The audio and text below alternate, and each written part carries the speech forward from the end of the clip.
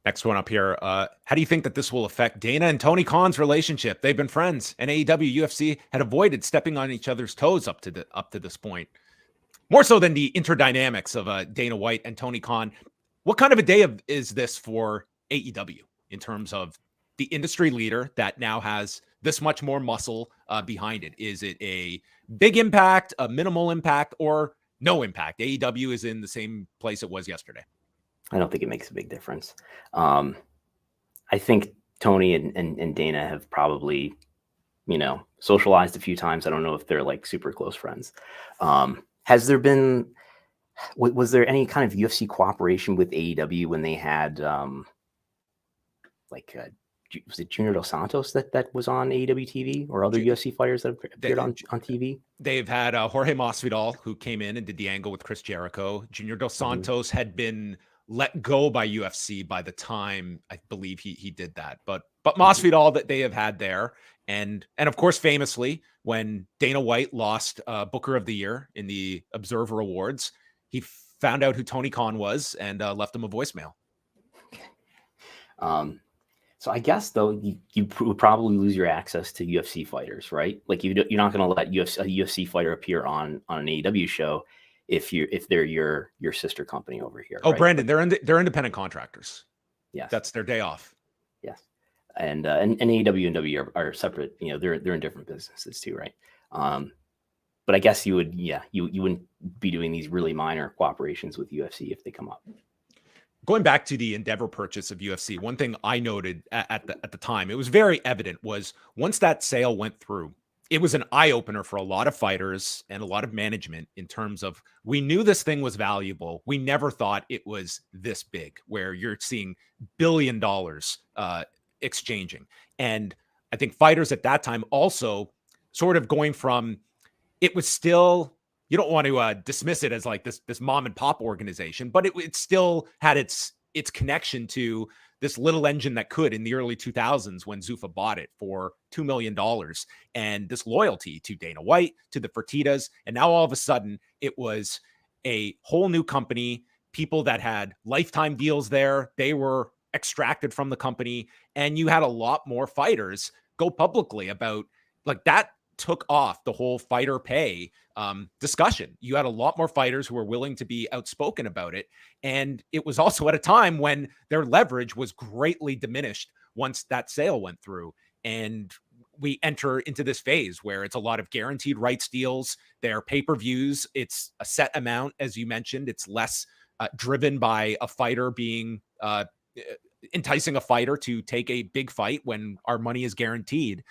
Like, that is another aspect to this whole thing. Like, it's very similar in terms of wrestlers and fighters that fall under the same unrepresentation. And I would say if you are a wrestler, like, again, it's just further leverage that I think is lost in this for pro wrestlers, because I think the cost certainty that you can keep of these wrestlers and fighters is such a huge part of this business that we know that there is not going to be a labor dispute. There is not going to be a fight for a higher percentage of revenue.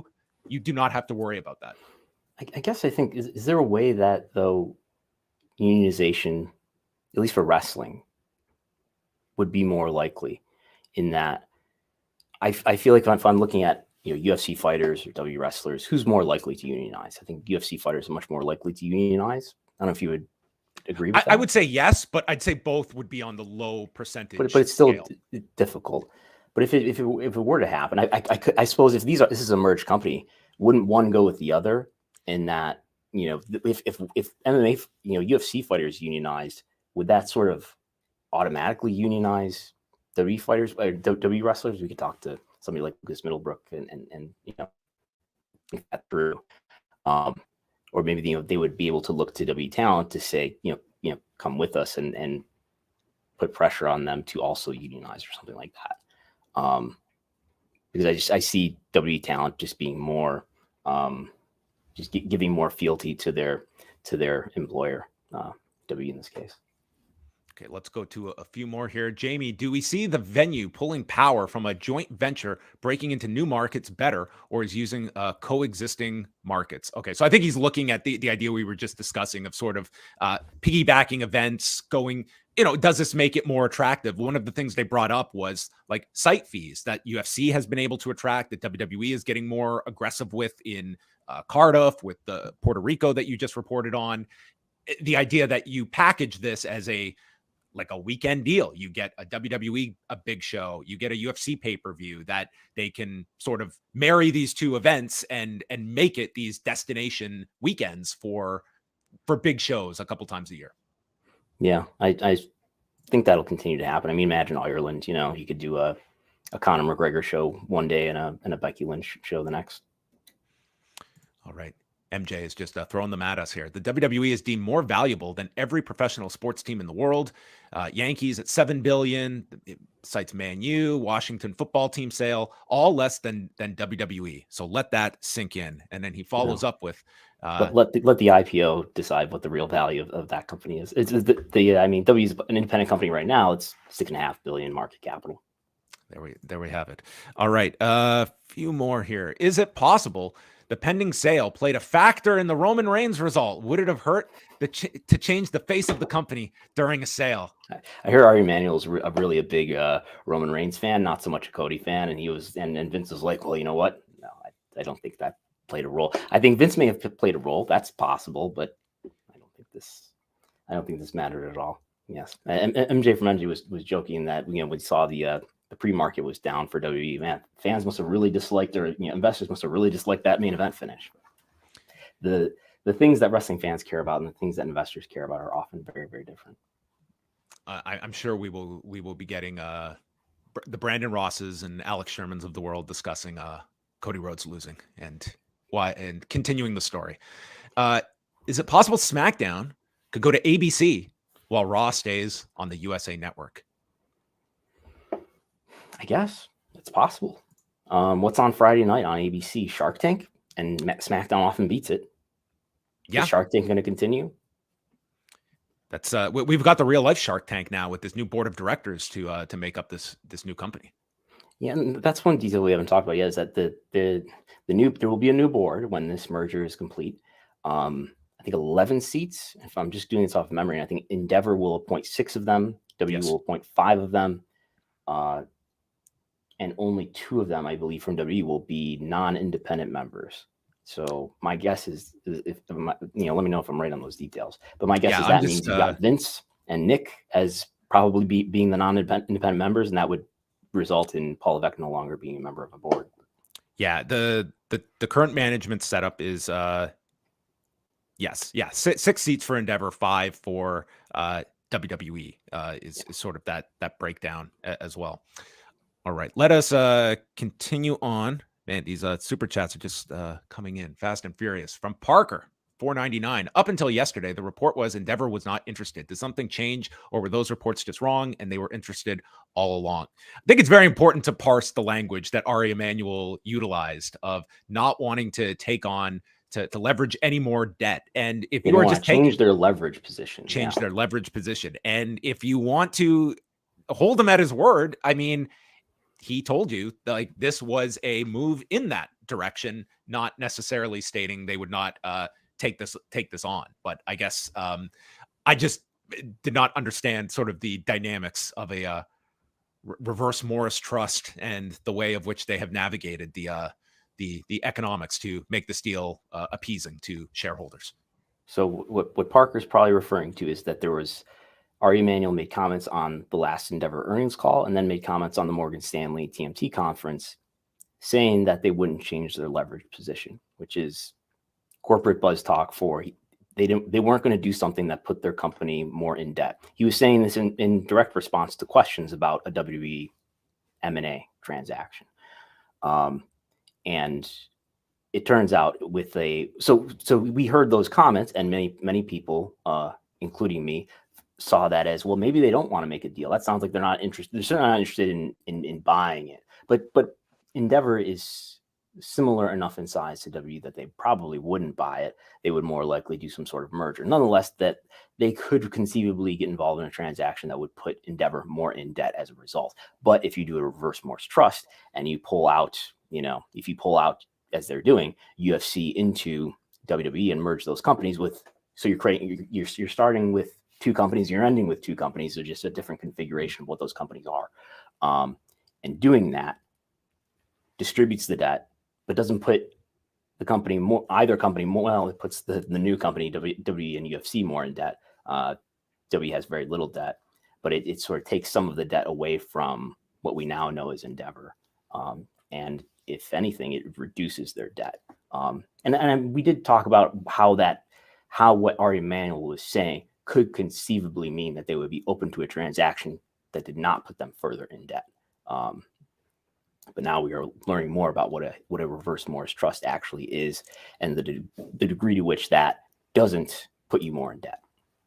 We're going to do one more super chat before we wrap things up. Another one here from Parker. Do you see WWE talent eventually being forced to wear sponsored gear? And do we get sponsors on the ring and such like UFC? So this is, of course, UFC. They have had their fighters.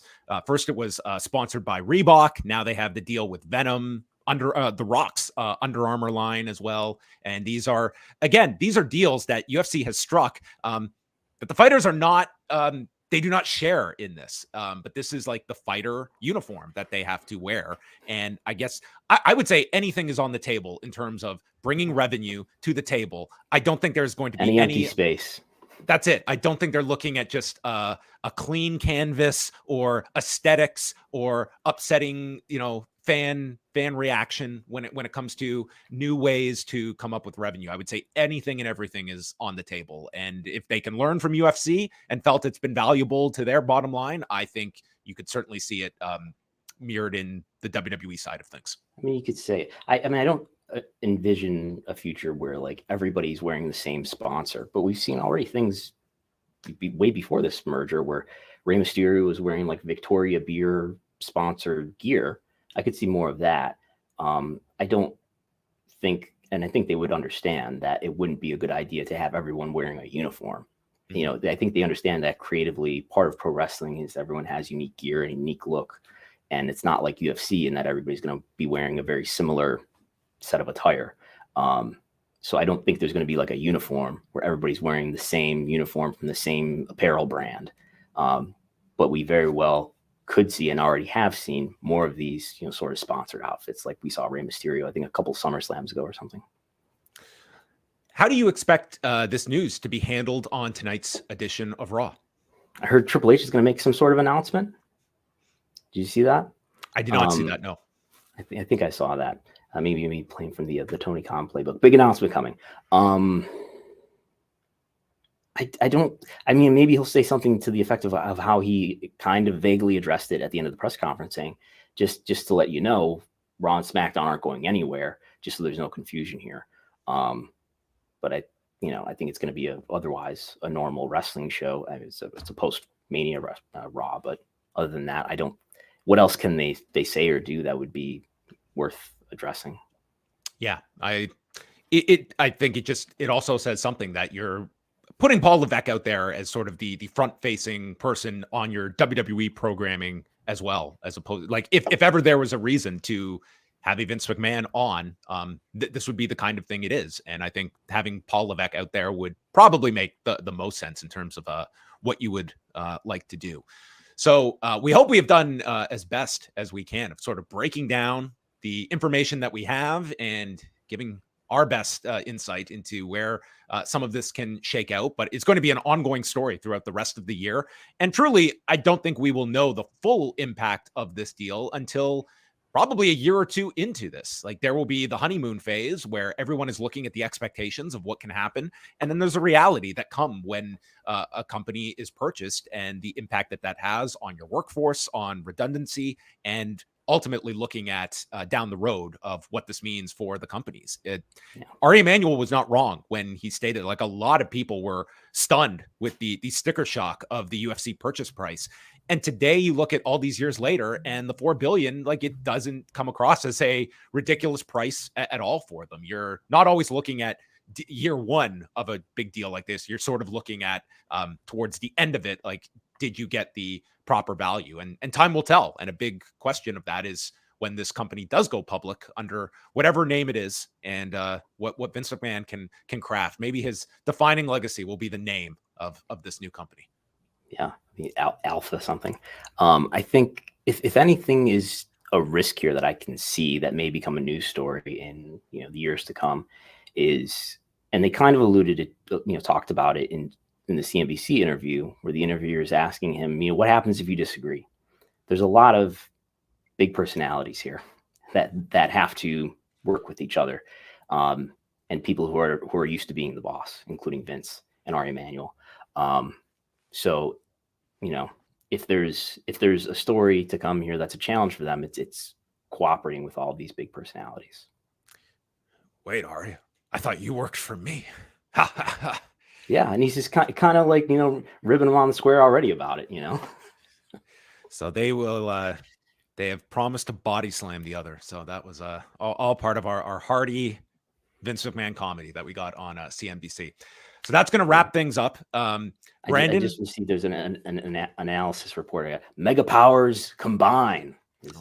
My goodness. Well, they're going to be in full force on the headlines this week, I am sure. Brandon, what do you have coming up in the coming days, and where can people catch more of your work? Wrestlenomics.com. You can find everything. I'll do a podcast on Thursday night with whatever else we learn between then and now, which I'm sure will be plenty. There's a meeting to come later this afternoon too that I'll do some reporting on, I'm sure. And there's Wrestlenomics Radio that's on the Wrestlenomics YouTube channel and on your free podcast app, wherever you listen to podcasts. And I have a Patreon, patreon.com/Wrestlenomics, where I report TV ratings nearly every day.